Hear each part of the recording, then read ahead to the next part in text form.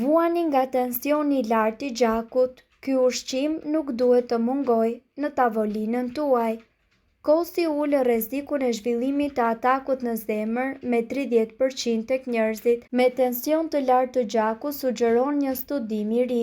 Konsumimi të paktën 2 racioneve me kos në javë ul rrezikun e zhvillimit të sëmundjeve kardiovaskulare si ataku në zemër apo goditje në tru, me 30% tek gratë që vuajnë nga hipertensioni dhe 19% tek burrat.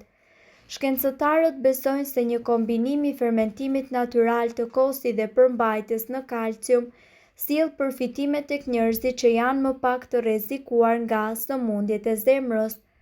Studimet e mëparshme kanë sugjeruar se kalciumi luan një rol në kontraktimin normal dhe qetësimin e zemrës, ndërsa probiotikët që gjenden më së shumti tek ushqimet e fermentuara mund të ulin tensionin e gjakut.